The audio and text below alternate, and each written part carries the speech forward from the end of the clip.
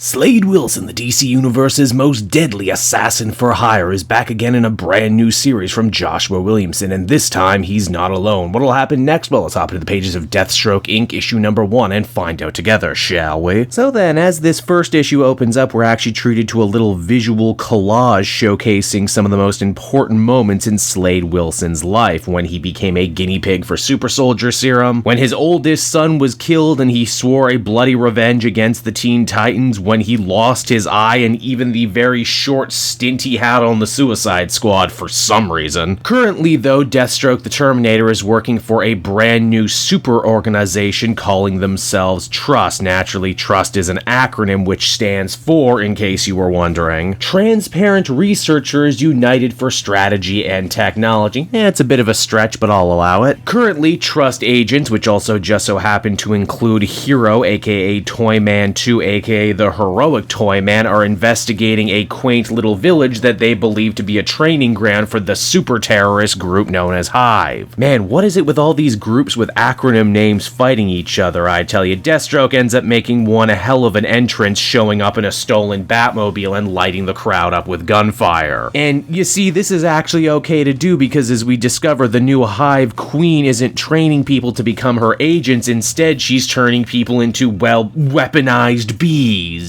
Obviously, this kind of shoot-first approach ends up catching the ire of Deathstroke's comedically mismatched T.R.U.S.T partner, who turns out to be none other than Black Canary. Now, if you're like me, I pretty much know what you're thinking, and that is, wait, why is Black Canary willing to work with a guy like Deathstroke? We know there's so much bad blood between them, and isn't she pulling double duty from the Justice League right now? Well, I'm happy to report Joshua Williamson actually has several very good answers for all these questions. First and foremost, the League, and by extension Green Arrow, actually have no idea what Black Canary is doing with T.R.U.S.T right now, and that is because she was asked by Barbara Gordon, the Oracle, personally to go undercover. Deathstroke was hired into the group because they promised him a big old paycheck, but Deathstroke absolutely hates Hive because of their long shared history, so he probably would have been willing to mess them up for free. And then lastly, we have Hero the Toy Man, who took the job because, well, T.R.U.S.T promised him a lot of cool new tech toys to play with. Deathstroke and Black Canary crack a plan to try and enter the inner sanctum of the Hive Queen, take her out, and hopefully end her reign of terror. And when I say terror, I'm not being flowery, I really do mean this new version of the Hive Queen is positively terrifying. She looks like Betty Crocker, has a husband with a hive for a head and a bunch of crazy bee children. She attempts to drown Deathstroke and Black Canary in her honey, which, yes, if you drink too much of it, will turn your insides into bees. It's just science. Normally, Deathstroke would shoot his way out of this situation, and he certainly tries, but Black Canary reminds him that Julieta, the mysterious leader of T.R.U.S.T, wants them to try and bring in the Hive Queen for questioning. So instead, Slade opts to shoot just about everyone else around them, and blow up a building too while he's at it. The aftershocks actually end up knocking out their comms, which means Canary and Slade can talk to each other freely. Dinah, rightly so, asks Slade what the hell he's doing right now, that none of this tracks with his regular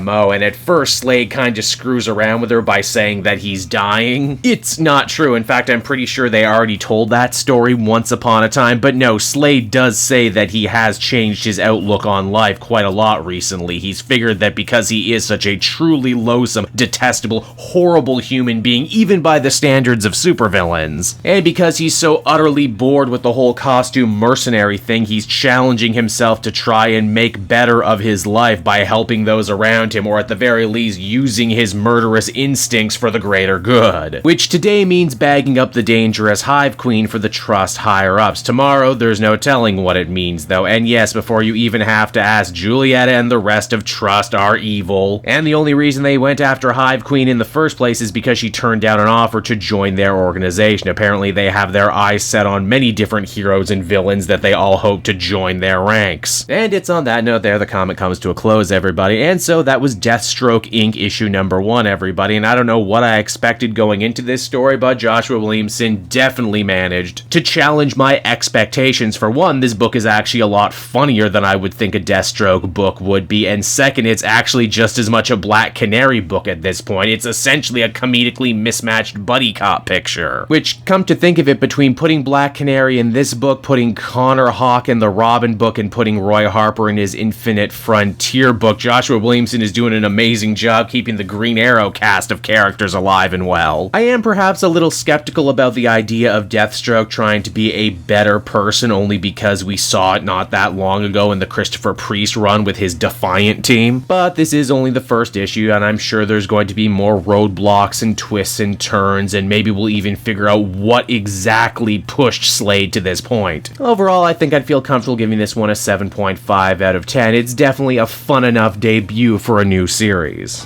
Hey there everyone, Cape Joel again, and I want to thank you so much for watching to the end of the video. As always, if you liked what you see, be sure to like, subscribe, comment. It really helps drive engagement and helps me out too. Also, if you are a patron, which you can become for as little as $1 a month, you will get exclusive content that no one else can ever see, and you'll get to see the Comic Multiverse podcast before anyone else too. You can check out all this and more down in the description. And until next time everyone, this has been Cape Joel, and I'll see you all next time. Cheers.